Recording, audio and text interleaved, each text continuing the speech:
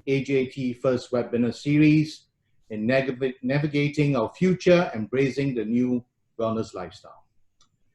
Over the weeks, me and my team were so excited to prepare ourselves for this nice series of AJT webinar. We have with us today an industry of specialists offering their professional advice, ideas on how we can embrace wellness in different aspects of our lives and businesses. Today, with our special guests, we will explore rethinking of millennium use of office space. Well, in the past 20 years, the modern office have gone through a number of changes. The early 20s, we saw death of cubicles farms. I can still remember those days when I was sitting in a cubicle. And there was a change, rise of open floor plans, open space, whereby one could see one another from the north, south, east, west of the office corners. And 2015 brought waves of ping pong tables into office space through giving staff recreations, soccer tables. I can still remember those soccer tables that I've seen in many big offices. Games for everyone to play where office trends come and go. One thing that does not change is the impact that office environment has an employee's health and well-being. I think that's the most important. And that's where today we would like to hear and see what we could offer in the new wave, on the new norm. Quality workspace always leads to less stressful and more productive atmosphere. It's essential that employees take their physical work environment of their employees into consideration. So employers, please take down notes of what we will suggest today in this webinar. Employees need to feel comfortable and calm in their physical work settings to produce the best work. As of today, we see wellness trends.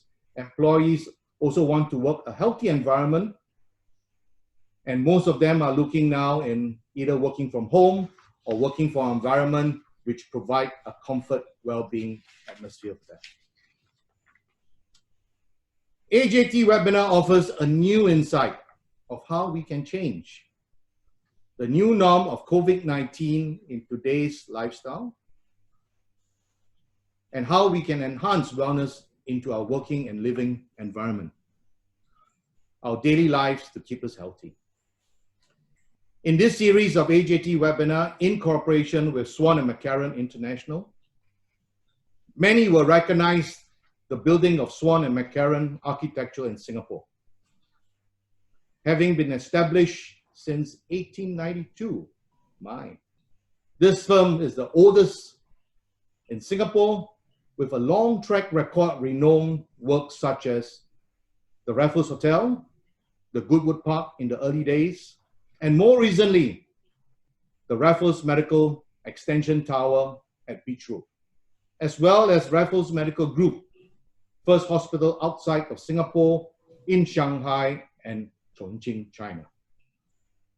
Swan and Maclaren Commercial has built many commercial mixed-use hospitality and residentials developments for clients throughout Southeast Asia.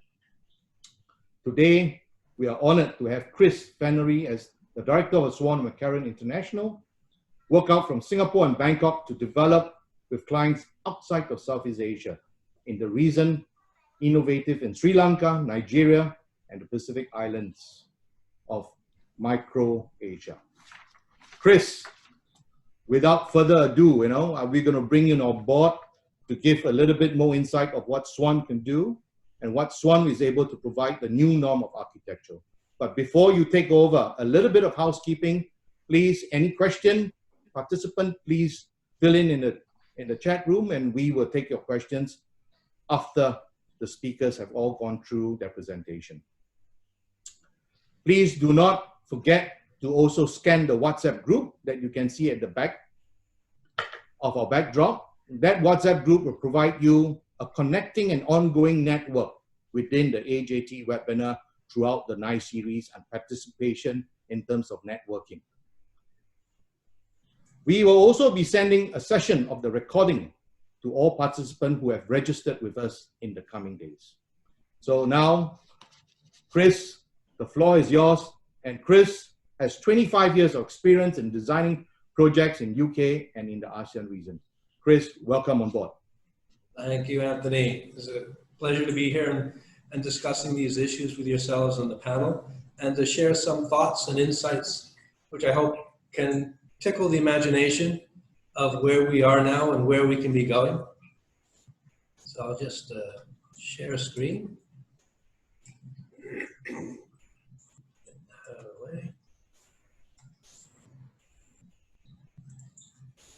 So I hope everybody can see okay. I'll try and be brief and concise, and also, as I say, tickle the imagination. So what is the new norm? Currently in Singapore, where I'm residing, we've been in lockdown for the past 2 months and now opening up. Some of the things that everybody globally is seeing is these 6 symbols about checking your distance, what your temperature is, complying to distance measures, practicing good hygiene, and preventive measures such as the wearing of masks at all times. But also importantly, new technology has come in where we can trace and track safe travels and occupancies with the check-in systems on the apps and phones. So these are some of the things that are impacting our daily lives. So in the world responding to this crisis, we were thrown instantly into shifting from offices to working from homes. This has adjusted the way we use, but also the way we think and design our workplaces, our homes and schools, and as well, I think, force a rethink of the development planning as a whole, the future of our cities. And moving forward, our designs can innovate responses and processes that make customers feel secure, and this is important. These customers are our staff, our employees, our partners, but relaxed and also continue to be productive in the post-COVID-19 world. But at the same time, we have to think about, well, who's exactly at risk? Who are we talking about?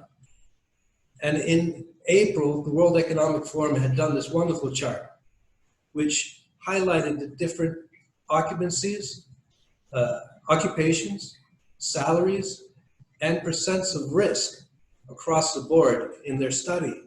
On the far right, you'll see, of course, most of the medical profession is in the green and the most affected by this virus as an occupation at risk.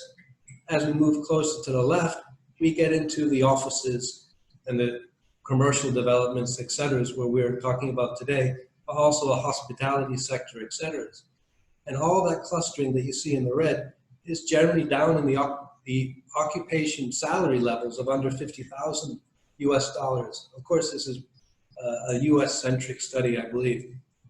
But at the same time, it shows us where we want to balance risk and occupation and design focus. And in that kind of discussion, what is the new norm? We have to think back. We have to look at how we've been working, how we commute, work, eat, sleep, and repeat. This has been the mantra, I think, for a number of years as we move forward in the occupations. But where did it come from? Industrialization, management, staff.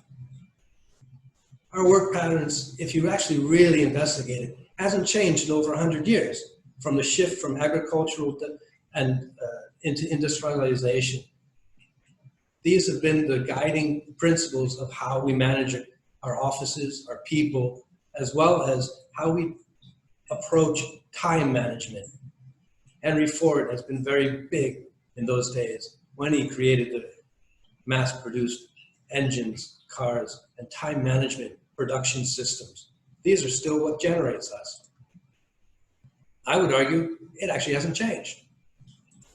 This is Facebook. The thing that adjusted was our approach to multi-social space generated by millennials and Gen Z engagements, shifting us from the working environment of the open plan, the cubicle, how we can socialize in our space. Of course, this has been highly impacted by the virus, How can we adjust to that? How can we impact that? If co-working spaces accounted for almost 20% of Shanghai office developments and leasing in the last 3 years, this has impacts on that typology, how we can move forward. At the same time, it's not just one sector, it's all across all localities. Say for the Southeast Asia region, the China region, and Australia, where we focus our work, you can see how service operators allocated their spaces and took up market share. This market share is now at risk unless they reconsider how they sell their spaces, how they can share their spaces in different ways. Where, for example, they could look at having 80% of the open spaces turned into private spaces. Of course, the virus impacted us heavily. For example, when an international USA architecture design firm found that there were 50 regional offices, 6,500 individuals, what became an independent office within a few days, working from home. We ourselves at Swan Maclaren, we've experienced that as well. We're mobile office, we're working from home, we're flexi timing, we're staggering our change in office hours. This is also where we find offices learned we can carry on meetings. We're not closed off. We have the facilities in the IT sectors to help us communicate, help us formulate design challenges and produce those in meetings. We can also improve our efficiency as we don't have to commute. We save our time traveling and expenses. But that also means that we have to change how we see ourselves working from home, working from the office. If our workspace and the public realm and the infrastructure space to get us there has been always considered separate from our private space, our home, my family, how I interact with that and the social spaces, with my own private cloud or with the office's cloud space. These things need to be rethought, I think. What we defined as our living space, our study, workspace, private, public spaces. This epidemic has got us to ponder how we should deal with our living, how we work at home, how we don't want to work at home, who can work from home, how we want to interact with our own workspaces, our offices, and how do employees want to interact. For example, if we're working from home remotely, we still want to be able to interact in a space outside of our office, outside our home. So workspaces that are flexi co-working spaces can cater that. Offices can cater that. This example of an individual who's looking at how they mapped their used to be positions where they would go have coffee after the office, exercise, and have their work. Shifted to become everything that's in home. It became their transitional space. So their Starbucks, their working we, or the active virgin was all internalized. And it seems this is proven to be what people want to be doing in the future. They want to be taking that opportunity of flexi time, of operating from home, but at the same time, valuing the interactions they have in an office itself. So what does it mean to have an office for the company, its staff and its employees? Is it a place for meetings to happen, to get recharged with energy and ideas, to cross-collaborate, and then go back into your homes, your private flexi-hour spaces, and develop those and come back again? So there's been a heady mix of work, life, pajamas, and Zoom. Very complex issues can be had at this dining table.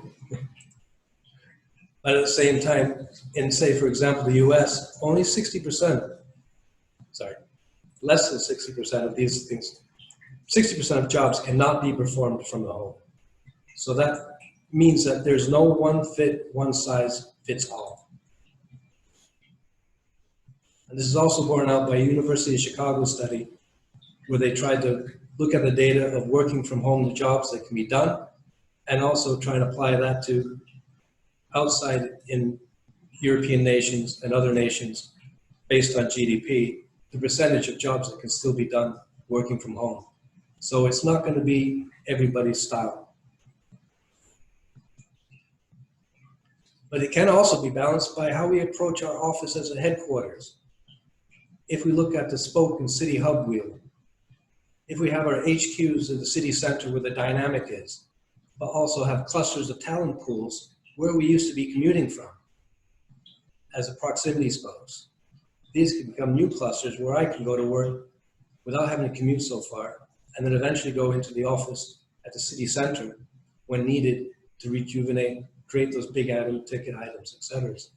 This can be the option of how corporations can see themselves. So where does design impact in this post-corona workplace environment? Are we looking for security and safety in stopping the virus? Do we have new rules which are going to be guiding us from the government, from various government entities? 8 feet diameter, 6 feet apart. Are we going to have new focus from clients who want, instead of having CAPEX, productivity and staff welfare as the pyramid, become staff welfare, productivity and CAPEX, but still bearing in mind all those items? Can we have staggered shifts, flexi time? How do we do 24/7 operations? How do we balance remote working, satellite HQs, but also wellness in our safety and hygiene of the office space? These become the new briefs. And when we look inside the actual social space that we need to, what's the social risk that we're having? The public entry, the lifts, etc. All these buttons and points of contact have influences that we need to consider. How can we make less contact? So for the planning of an office, the tools of the office planner has been, in these last decades, as Anthony was saying, a hot desk, hotel desking, creating neighborhoods, collaboration areas, a flexi open plan versus a closed cell and cubicle plans. This is a toolbox that everyone's been using, and the millennials have been shifting towards the flexi collaborative space areas which were socially engaged. But now I think we have to add in how we do wellness screening, how we can do a biocheck. Maybe we have a mister and disinfectants as we go through. This is at the main entrances. And then sanitizers for local offices and the main offices. This is our safety check. How we circulate through the office. One direction. Cubicling the office. How we have safe spaces for ourselves. And then how we can use visual cues to reinforce our distancing, our measures, and our safety without being too much in your face, as it were. The goal, of course, could be that we have safe, secure flow of segregated and interactive spaces. We're able to work the same way we've been working before, but in different modes. That we can, for example, in this Google Zero headquarters, how do we define a space without barriers? How we can open that up? How we can focus on our distances? These are going to be the new criteria. When we think about designing space, how it's used inside that space with distance. But I would also say time. How our spaces can be flexible over time for usage and how they can adapt and change in an office. At the same time, biophilic design is very important, I think. We can take the opportunity now to reassert how we treat our office, how we find ourselves interacting with nature and grounding ourselves. Where we can be closer to the nature. For example, in our recent additions and alterations to an office building and warehousing, we opened up and created green spaces, light and air flowing through the building and creating an interaction with nature. This is what we call the wellness, the wellity environment, where taste, sight, smell, hearing, and touch all become elements which we're learning from the hospitality sector that can be incorporated into, of course, our office spaces. How we can do that is how we can look at light, the use of organic materials and nature in our buildings, the tactile nature of our offices, and how we can reinforce our touch and grounding to the earth, to our local culture and our local practices. For example, in this project, recently completed for a medical center in Cambodia, where we incorporated the drinks, the wellness, healthy appetite drinking sessions with the green wall and the green spaces, energy drinks. We can create safe clusters and green spaces and create a unit system. If I'm working from my desk, I know how its boundaries can interact. But I'd like to be able to reinforce myself with my greenness. And we also need to think of how I can cluster with my office mates or have a team structure which relates to the boss, the second in command, and the staff assisting, all focused on a green. This could be a new cluster, and this could be reinforced throughout the design of the space. This could connect us to light and air. For example, in the Raffles Hospital, where we have green spaces opened out in the building on lower levels and also halfway up the building. This connects it to the environment around us. Or for example, in the very small office building where we pushed and pulled the facade, allowing more light and energy to come into the building, create a fresh environment, a bright environment. This could be our way forward. We can learn from other industries, other typologies, such as the airport, such as Changi Airport, which has lots of light, lots of air, lots of space inside it for different types of activities, and how they manage and organize the flow of staff and people through it. This is a good example, I think, and one that Singapore is very forward thinking about, how we can have green inside our buildings, how we can have light and climate control. From these things and from what we're learning from the virus, we should understand and learn, adapt and change, I think. Be flexible and prioritize for our new normal of how people want to use the space, give assurances of safety in the design, create best practices and health measures as standard operating procedures, but at the same time, using our connection to the earth and the world around us to create positive experiences, focus on wellness as not only a need and also a growth market for how we can change our office designs and thinking. And that can be embodied in the architecture. Safe, embodied by cleanliness, with lightness, how we bring light into the buildings, freshness, how it's ventilated, how it's also used mechanical systems to filter, increase the connectivity through the filtering systems of reducing virus contaminations. But ecologically frame our solutions, ground ourselves into the earth, find those solutions which are sustainable for the environment, and look at wellness-minded, how our health is now important, and surface that with the Internet of Things, where we can see how we can use the internet and our phones to help us guide ourselves through safe courses through this virus. So that's my short thoughts, food for thought as it were, on the issues that we can discuss. Thank you. Thanks, Chris. Thank you for the insight of looking at architectural with a different feel, a different environment, different texture, bringing nature into within. I think that would be exciting. I think once we get into more in depth after listening from Claire and Marcus, I think the panel will surely have more and more questions for you, asking you what would you do to existing buildings to fit in wellness. Thank you, Chris. Well, let's bring Claire Bostock on board. Claire is a wellness consultant and a cellular health specialist with AJT.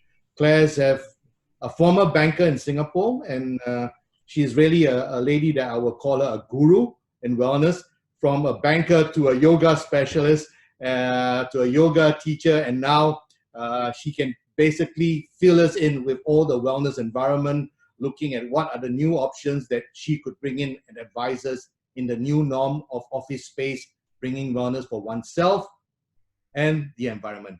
Claire, welcome, and hope you are all geared up and good for the Singapore second phase reopens. What are your plans? You're mute, Claire, you're mute, sorry. Well, to take care of my personal health, but thank you, Anthony, for inviting me to this webinar. It's a pleasure to be here amongst this esteemed wellness panel. Good afternoon, everybody. As Anthony said, my name is Claire. So I was a banker, went into wellness in 2005, and I've been in the health and wellness industry for the last 15 years. I started off as a yoga teacher, then went into a management role. I ran wellness resort, yoga and Pilates studios, healthy food delivery business, and also a wellness travel company. And before I embarked on a consultancy role, and I'm recently a cellular health specialist, helping deal with people, healing them on a cellular level. So I'm going to just share my screen. So my topic today is workplace wellness in the Corona age. I'll cover how our workplace wellness environment will be shaped by the current pandemic and how we need to look at workplace wellness beyond the workplace. To start, let's look at what are the lessons we have learned from the current disruption of the workplace. Now, wellness is not something new to companies. Some, though not all, have had some semblance of wellness integrated in their workplace for the last couple of years. It was, however, not a necessity. However, with the current pandemic, companies are realizing they need to greater support employees' well-being. They need to build their immunity, protect them, and keep them safe to prevent viruses from spreading and a repeat of the current situation. With most employees working from home or split arrangements, recent studies have shown that the lack of interaction and isolation from the workplace environment has had an impact on people's mental health. And therefore, we need now to integrate this aspect into corporate wellness programs. Communication has become now more important than ever. Information to employees need to be clear and concise to avoid ambiguity, which can lead to increased stress levels and also poor work performance. Clear parameters need to be set on how to work remotely and how employees can access resources and connect to their workplace as and when they need. From the top level down, a resilient culture needs to be built to not only give employees confidence and a positive mindset, but also so they can work positively as they learn to adapt to further challenges and a changing work environment. Next, employee incentives need to be, to motivate employees to participate in wellness programs need to be relooked at, as traditionally they have been revolved around shopping vouchers or restaurant dining-in vouchers, which have had less relevance during this time of social distancing. So how is the dynamics of the workplace environment changing? Okay, there's now a shift in workplace wellness as a corporate social responsibility to a strategic priority. Companies are now invested into building their employees' health to protect them from viruses, so to ensure business continuity. Companies who adapt best are those who invest in wellness and health-focused environments, communicate changes proactively, and support well-being, engagement, and personal care for their people. Companies who come up with the current work-from-home practice that's viewed to continue for a while, or for some a personal transition, companies need to address wellness not just in the workplace, but also remotely. Efforts need to be focused on reassuring and educating employees on how to work well at home whilst ensuring and maintaining a healthy workplace to return to. So, what can companies do to adjust to these changing dynamics? There are two main areas that I'd like to focus on. The first is the workplace wellness environment. Our physical environment is one of the factors determining the state of one's health. Buildings are potential cesspool of viruses with a large density of people working together for hours. This is not limited to this pandemic, but can be seen when there's flu outbreaks. One employee is down, the whole floor is down, and work stalls. So we need to look at how to keep our workplace environment well. And how do we go about to do it? Well, one way to do about it is managing our air quality. This is the air people breathe in the office for hours on end. We need to maximize ventilation, targeting 30 cubic meters per hour per person, keeping carbon dioxide levels at 1,000 parts per million. Ventilation systems need to be increased to 100% fresh air. We can implement UV ionization to inactivate viruses caught in filters, and increase humidity, targeting 50 to 65% relative humidity. And of course, Putting all this in place, we need a monitoring system to regularly monitor the indoor environment quality as it changes as the density of people changes throughout the day. The next is something that we've been drilled in on a daily basis now of this pandemic is hygiene. Companies have a responsibility to ensure high-touch surfaces are frequently cleaned, doorknobs, elevator buttons, pantries, meeting room spaces. We should provide sanitizers, soap, paper towels, and hand dryers in restrooms and also in pantries. Rigorous cleaning protocols should be strictly implemented, not just now, but on a continuous basis, and ensure sources of potential indoor pollutants are clearly separated with self-closing doors or ventilation. Next is the work desk. The work desk is one of the most important parts of the environment, but it's usually not covered in workplace wellness, because this is the area where employees spend the most time in. And it gives rise to office syndromes such as lower back pain, carpal tunnel syndrome, wrist and hand tendonitis. And this will become more prevalent as people spend long hours at their desks. So what companies should do is to look at workstations that promote movement and support visual and physical comfort. They should ensure workstations have height flexibility, seat flexibility, screen height adjustment. If they have some budget, they could look into active finishing, such as treadmill and stationary bike desks, or something simple such as football seats, doesn't need to be big, can be a medium-sized one, which helps improve their posture, activate the core muscles, and also ensure circulation throughout the body. Last but not least is lighting. An employee's performance is indirectly related to the amount of light he or she is exposed to, and also the stress his or his site is exposed to. The lighting of choice is, of course, circadian lighting. That is lighting that's adjusted according to the biological clock. Workstations should have sufficient lighting, and companies should ensure screen protectors are placed to minimize glare and flicker from laptop and also desktops.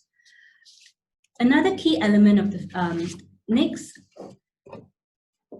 is shifts in corporate work. Next area of workplace wellness programs are corporate wellness programs. Experts predict COVID-19 will raise healthcare costs by 7% this year on top of a 5% year-on-year increase. Companies need to have a balance between improving employee health and also helping to reduce costs. What we will see are companies shifting towards telemedicine, moving away from traditional visits to the doctors, as this not only helps lower the cost, but it's also more convenient to employees in the time of social distancing. As mentioned before, with the current work from home environment, there needs to be a focus not just on physical health, but also on mental health. Technology will play a big part, which I'll cover on later. And also virtual wellness programs should be looked at when to support employees that are working from home.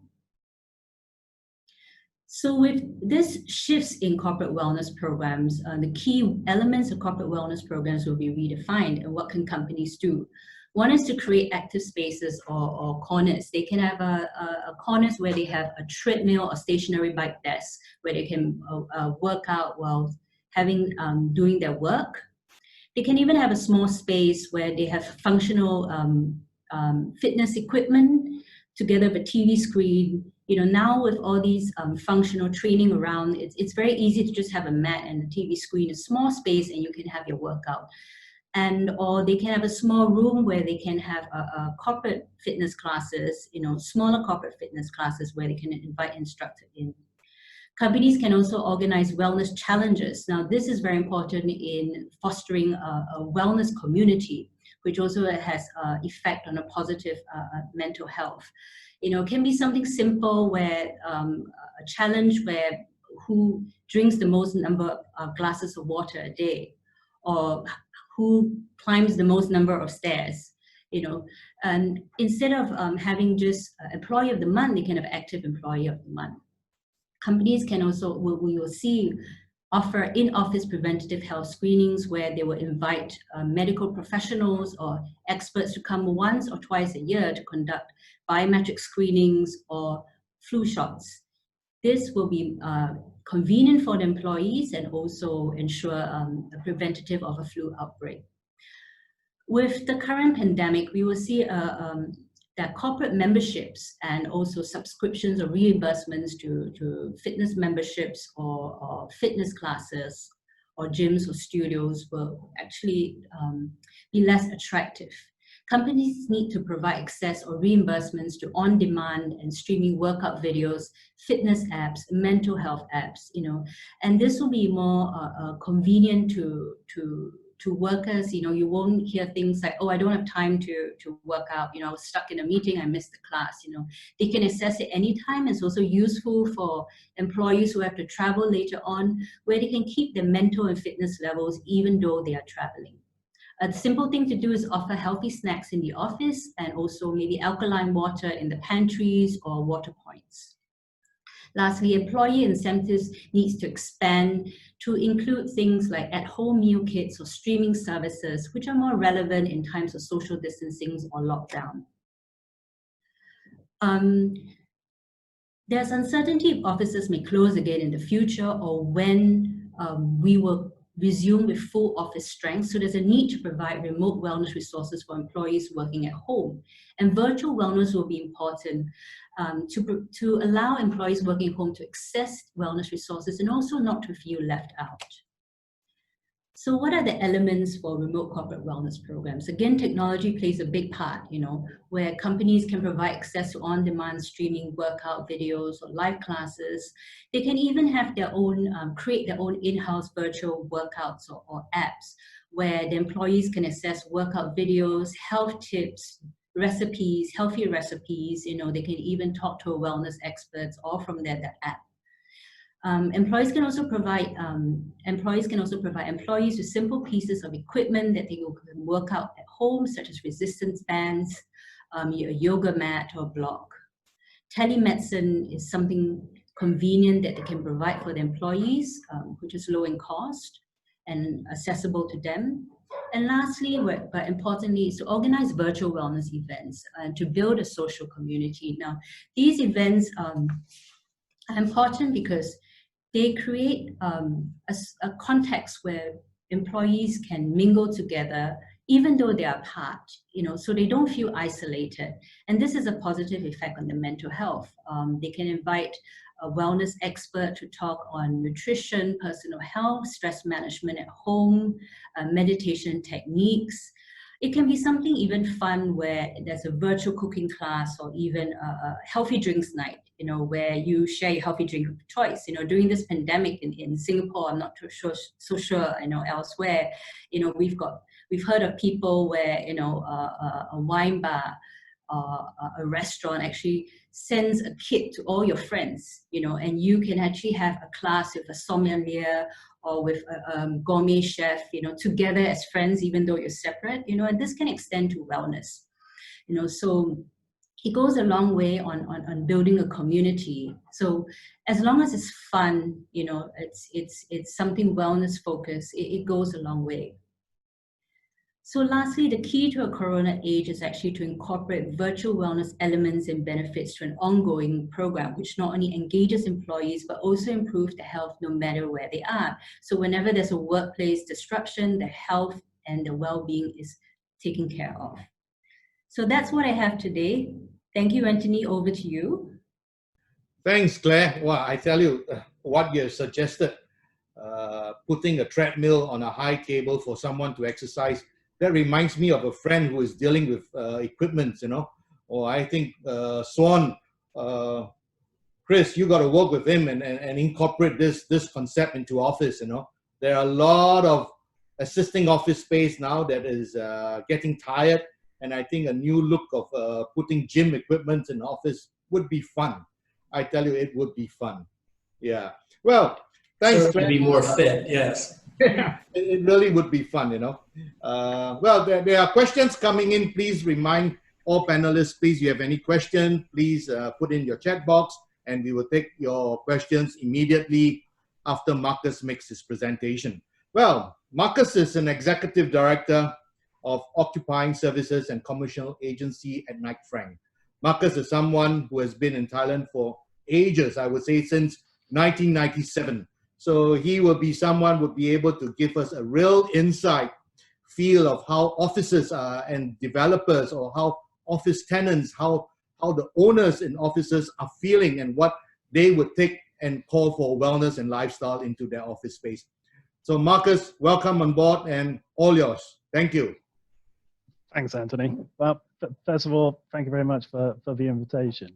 Just sort of maybe share why I'm here. So I think I had put something on Facebook and had mentioned about I had grown sick and tired of this term, the new normal. What is normal anyway? And nobody really knows. I mean, normal is not a static yardstick for you. It's always, one thing always.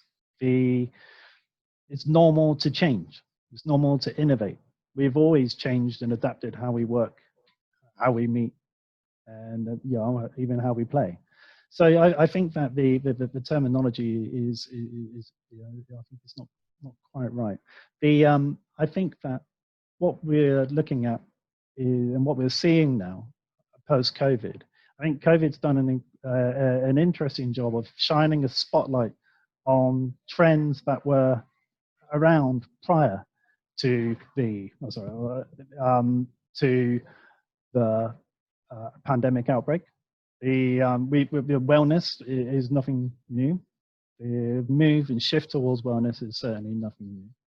Last year, Knight Frank produced a report called Your Space, where we identified a number of key trends that were beginning to emerge and that we were expecting to be the new normal back then. So what I'll do is I'll just quickly show a quick video, just highlight some of those key trends that emerged last year, and then we can talk a little bit about what's happening now and how that might change. So I'll just share my screen.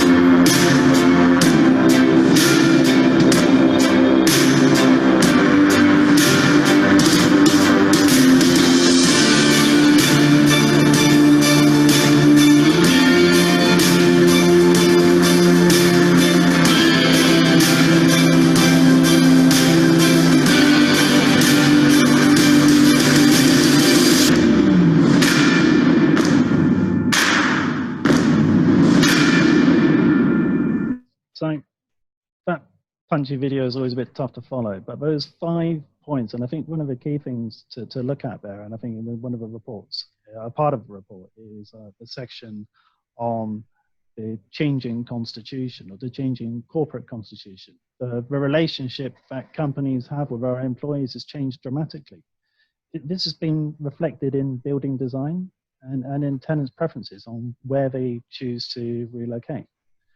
Amenities now drive decisions for office users. Occupiers are placing greater value on wellness facilities. They're looking at how convenient it is for their staff, looking at what healthy food options are nearby, what type of physical opportunities are there for physical activities at the building. And very often, I'll try and talk up, sorry, Michael, if you, and very often, the buildings which are offering the very best in terms of amenities, location, are the ones which are outperforming the others. So they are generally more expensive, but not always. But as we see in the global survey that was conducted last year, many companies were actively looking to increase their budget for office space because of the importance of amenities. Now, how that changes now in this environment where we have a severe global economic headwinds, that remains to be seen. But I believe that that's still going to be important. After all, the war for talent hasn't ended. How companies are going to choose offices based on how they're going to attract the very best staff, I think is still very valid discussion. And in fact, I haven't prepared lots of slides. And I think what I'd rather like to do is maybe sort of throw the question maybe out to my fellow panelists in terms of looking at what can, you know, if we are in a building today, I mean, what is it that tenants and corporates can do to help improve their options when they are looking for buildings that have wellness facilities? What type of facilities should they be prioritizing in their search? Maybe Claire? Ladies first. You want to take the answer from Marcus? Yes. So your question on what sort of wellness services they should be prioritizing, I think firstly, a lot of it depends on budget, but I think the environment, you know, is one place that, you know, companies should look at, you know, be it air filters, be it the lighting system, or be something that has biophilic wall. You know, the workplace environment creates the whole atmosphere that promotes both emotional and mental and physical well-being. It could even be something really simple as getting fit balls, you know, for them to sit on. You know, fit balls are very good because it not only helps in the posture, but it also helps in the circulation. And once there's more oxygen and circulation in the body, it helps, it goes to the brain and it helps people be more productive. And it also brings the circulation to vital organs of the body. So really, I would say it really depends on the on the budget. You know, there's no one is better than the other, but yeah. Look into them. Look into the environment first. It can be something simple and can be done step by step. I know I could certainly do some more blood going to my brain sometimes. We have housekeeping here, Marcus. Yeah. Just a few questions as well. We got Sure. another 10 minutes, but please, all my dear friends and participants, please throw in your questions to our chat group. We got a number of questions coming in. But before we take those questions, Marcus, one question for you coming from me. What are the demands of wellness take-up rates now in offices in Bangkok? Bangkok has always been, Thailand has always been the hub for medical and wellness. What's the take-up rate in terms of percentage now, and where do you see it growing in the future, you know? Well, I mean, specifically take-up rate, generally well, we're still waiting for numbers to come in for Q2. Q1, we still saw positive take-up rate for office space. So we still saw actually demand, which was higher than historical average for office space in the first quarter of this year. And I think that the buildings which do have the best amenities are the ones which are experiencing greatest occupancy rates. What we have seen is a bit of a disparity, in fact, between Grade C office space and Grade A. So we actually saw office rate occupancy rates climb faster in Grade A and actually decline in Grade C. So people are actively choosing more expensive buildings. Anecdotally, many of our clients have been contacting us to relocate to better quality space. They want to move out of older premises because they want to attract the younger generation and new talent. And in a market like Thailand, where unemployment rate's less than 1%, the war for talent's real. It's and the office is a strategic device which corporations can use to help to attract and retain the best people. I see. So, Chris, that's where Swan and Maclaren could come in Thailand, huh? Approaching all the older buildings to start to revitalize and revamp and putting new ideas into their space. Well, no, exactly. Yeah, so Swan has a lot to do in Thailand here, lots of opportunity. Well, there are a couple of questions here coming in now. We have one from Andre, and this goes to Chris. How would you suggest a design of a mixed residence, commercial going forward? Chris. I think it's a good question. And the elements that we need to consider is where the clients are coming from and the employees' needs for those different occupational uses. So when you have a mixed-use development, which has got residential and commercial, if that commercial is an office building or a retail, there'll be slightly different criteria to be looking at. And when we're thinking about an office space, I think those rules that we're starting to develop as we're learning more about the virus and how we can live with it, because I don't think it's going to go away. I think there are going to be solutions that are provided as we enter the main complex, which is about how the complex is managed and how we facilitate the management of that process and the design, your entry experience, etc. And that can also be segregated with the residential, because you want to have those two kind of uses are always segregated anyways in the mixed use. So how you can feel comfortable as a resident coming into a development and safe and secure in your space, as opposed to the shoppers or the office employees in that development. There are solutions which can be had in all those aspects, I think. I think it is going to be a joint venture, as it were. The investors are going to have to be thinking about how they use their space and value the space, and how that extra space is going to take to facilitate these needs is going to be monetized, as it were.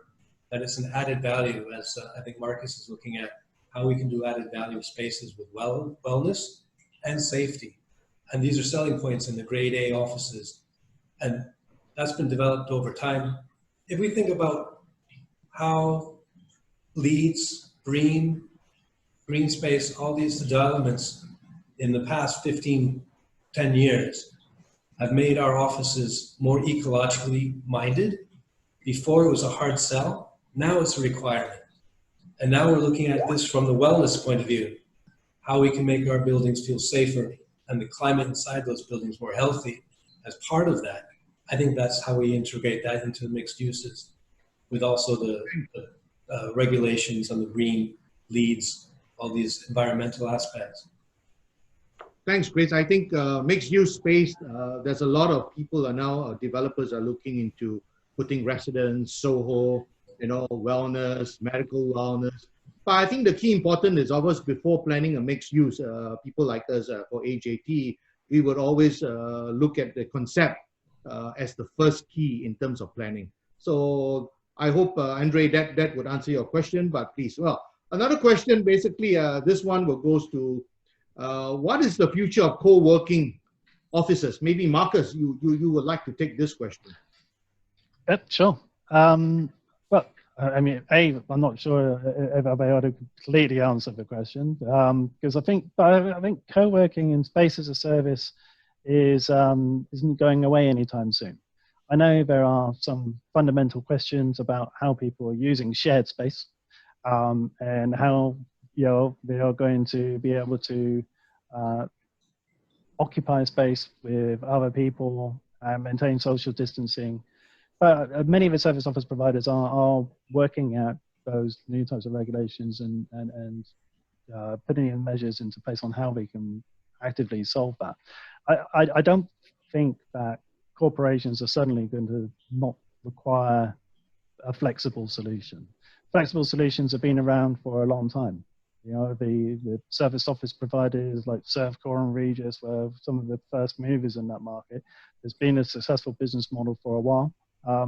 And it's been in demand by enterprises to individual professionals.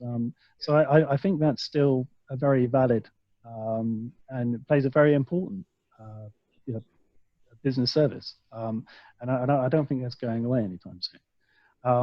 But I think it's about sensible precautions. Keep lots of hygiene stations, lots of hand washing, cleanliness, good management practices. So I don't see it changing. I don't see it going away.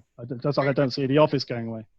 Well, I see co-working space will have a challenge because I mean, landlords today are all facing a scale down in the rents, and I think landlord, in order to an advice or just a suggestion, is maybe landlords would want to allow co-lease into a big space that they are leasing to a big tenant, rather than having the tenant moving out, cutting down some of the staff working at home. So maybe landlord, you might want to consider a co-sharing lease space, and that will give another challenge to co-working owners. But I think without having a good challenge, it makes things more productive, makes people to think a little bit more and put more use and good stuff go to waste. Another question that sorry, Anthony, I'll just respond on that.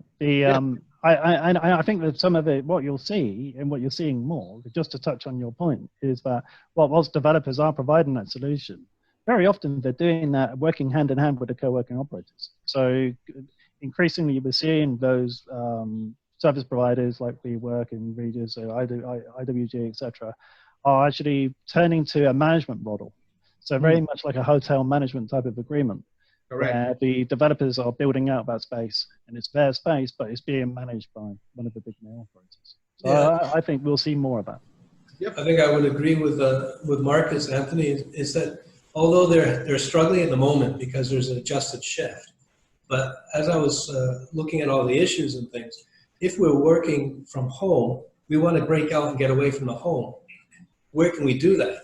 And that's through a co-working space. So if companies collaborate with the co-working spaces to sublease or have facilities for their outsourced or their working from home staff, that's an added revenue for them, or an added market which they can add into their mix.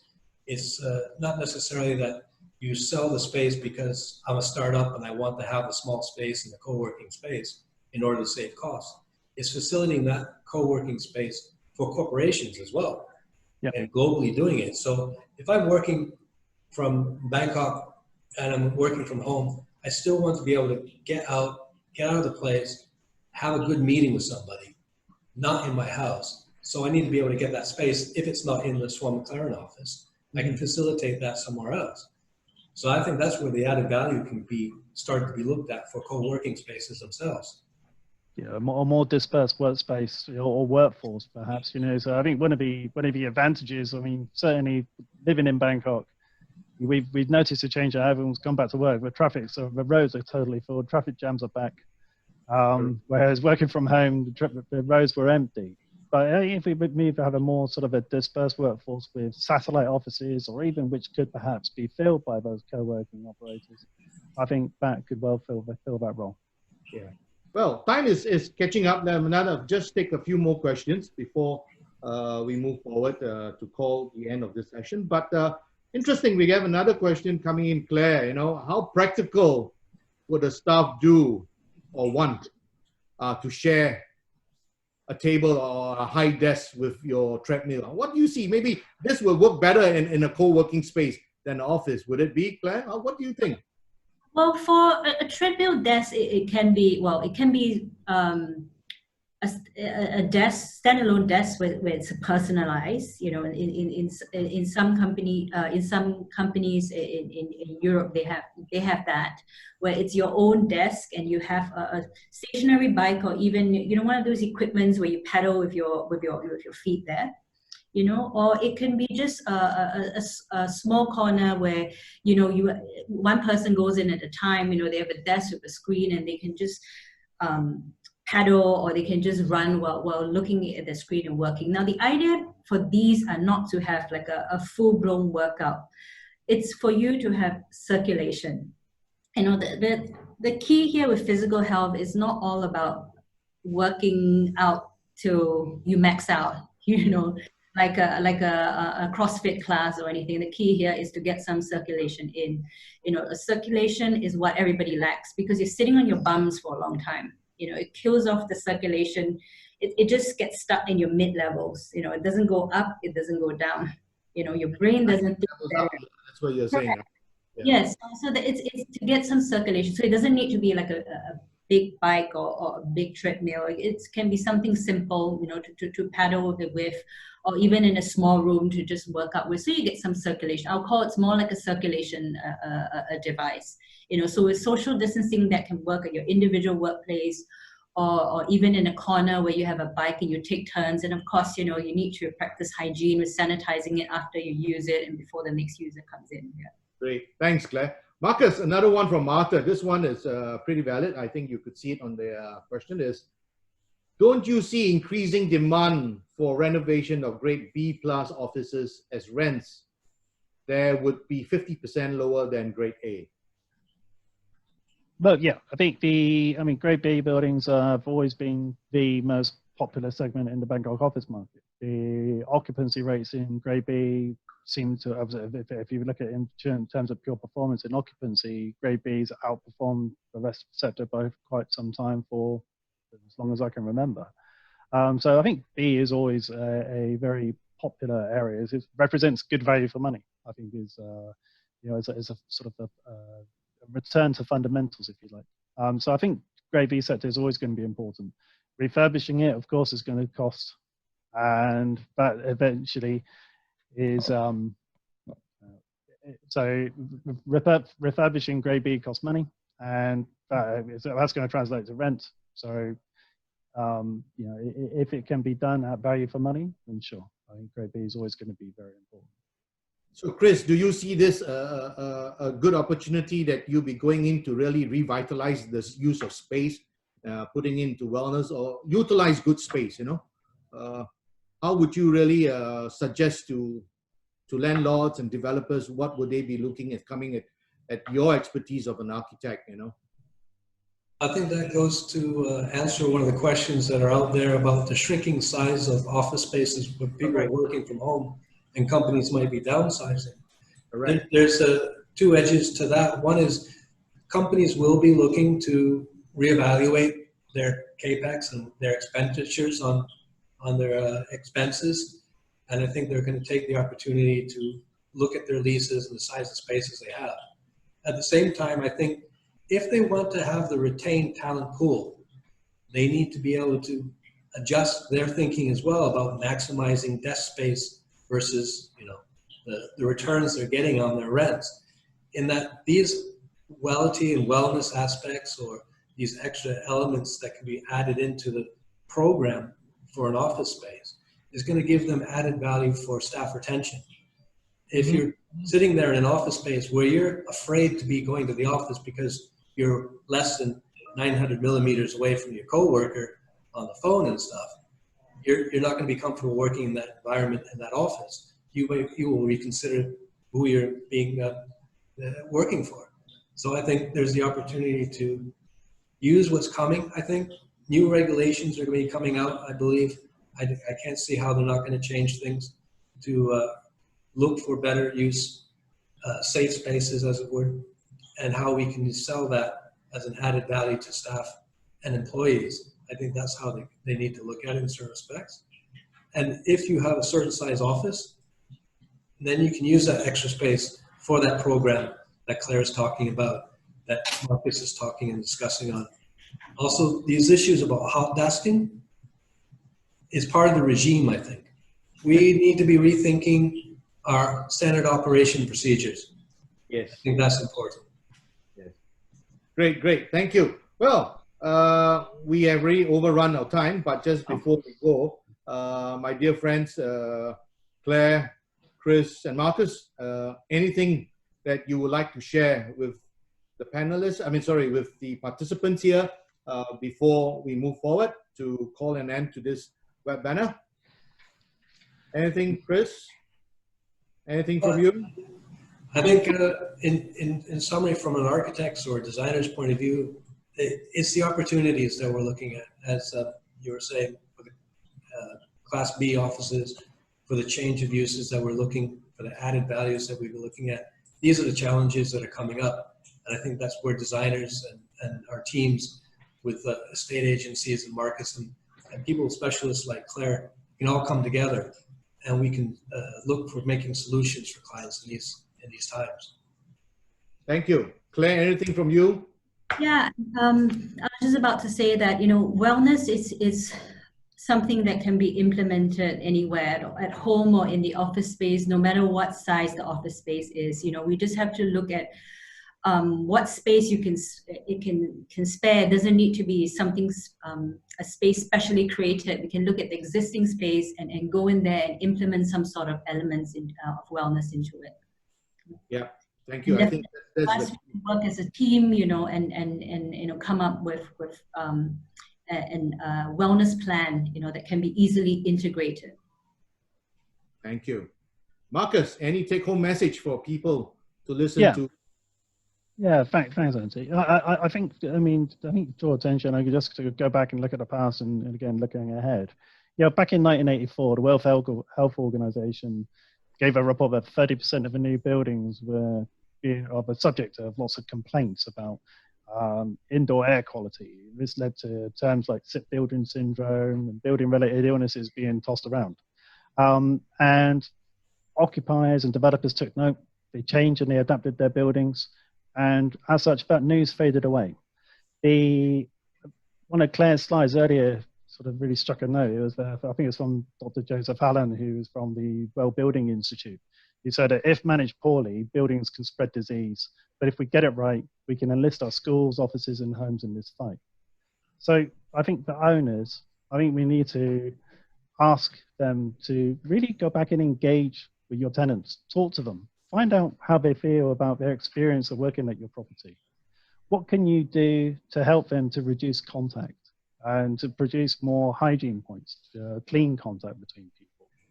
Yeah, very often these changes can be made with minimal investment. We're not looking about wholesale refurbishment always necessary. So those grade B buildings can help the companies which are looking to relocate right now, because they are in very difficult, challenging economic environment right now. And I think that is going to be something which just can't be understated. We don't know quite what the extent will be, but we do know that it's going to have to be addressed. But I don't think wellness is going away. The war from talent isn't over.